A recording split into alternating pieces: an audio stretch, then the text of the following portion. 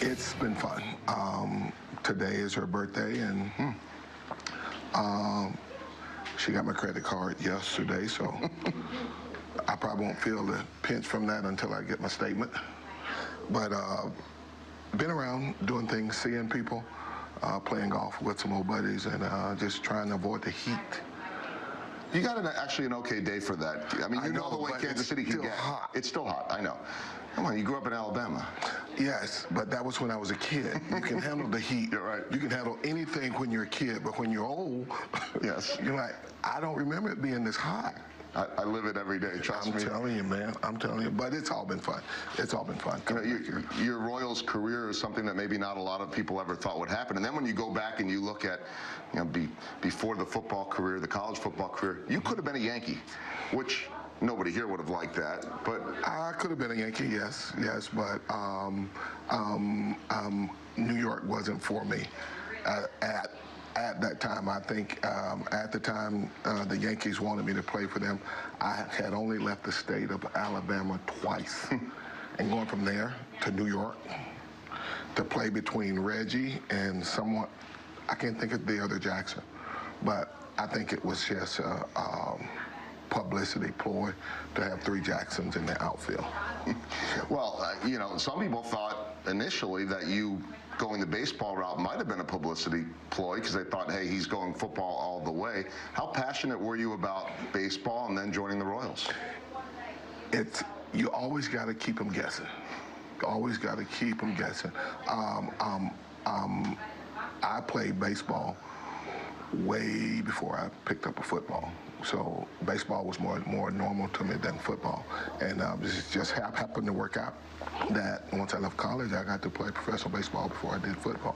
How instrumental in your carear and your life was, and his picture's right over your left. Art Stewart. I didn't know. You know I've already picked him out.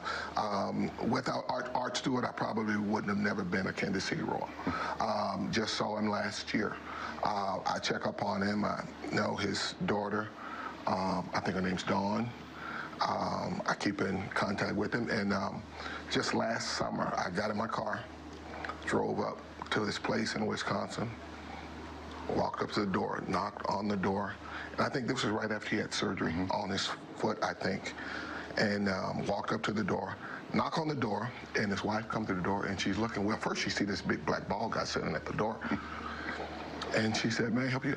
And the first thing I said, so she wouldn't call the police, I said, I'm Bo Jackson. I'm here to see Art Stewart. Oh, come on in. And we walk in, I go through the living room, and Art's sitting at the kitchen table. I think he just finished eating breakfast. And he said, after I got there and he saw me, he said, Bo, I turned around and looked. And I said, that looks like Bo Jackson. And he said, no, it can't be Bo up here. And then I got close and I started talking to him. I told him that I come to check up on him. And he was just flabbergasted. And I spent about 3 hours with him that day. And I've seen him twice since then, so I try to keep up with him. Special man. And he is a special man. Actually, a lot of people don't know, but Art Stewart is the oldest active Major League Baseball scout in the country right now, probably in the world. And he's in his mid-90s, and his mind is still sharp. And no one loves it more, in my opinion. No one loves it more, yes. When you came up, I remember reading something, John Sherholtz saying something along the lines of you being, you know, unpolished, but that you could turn into a gem. But, I mean, you spent a couple months in the minors, and then suddenly you're in the big leagues. 3 or 4 days. Yeah. How daunting, or maybe it wasn't, I know how natural of an athlete you were, was that, and who took you under their wing? Who helped you? Well, I would have to say everybody. Once I got here and got to know everybody, everybody did. And that first year, they just called me the football player. They called me the football player. Everybody from George Brett to Jamie Quirk to Willie Wilson, Frank White, all of those guys. So all of the older players took me under their wing and so forth and so on. And the rest is history. I was looking back, your first big league hit came against a future Hall of Famer. Yes. Right? You don't ever forget the first hit. No, never. But this wasn't any guy. I mean, this. No, Tell us who that was. Mr. Carlton. Steve Carlton. Steve Carlton. It's not bad. It wasn't I think the hit before I got the hit. The umpire said that it was foul, but the left fielder told me, he said, that ball went right over the foul pole. He said, and I was standing under it, and it looked fair to me, but they called it foul. So the first hit should have been a homer.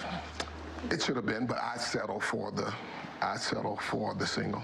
It was a little bit more exciting, beating out a ground ball to I think the shortstop. Plus, you crushed the first homer that you ended up having, like 475 feet or something, I think. Off of Oakland. And to be exact, I think I was swinging one of Willie Wilson's bats at the time, a R161. And so till this day, he takes credit. He said, everybody know how Willie Wilson is, especially if you played with him or been around him. He had to take credit for it. He had to take 50% credit for that first home run.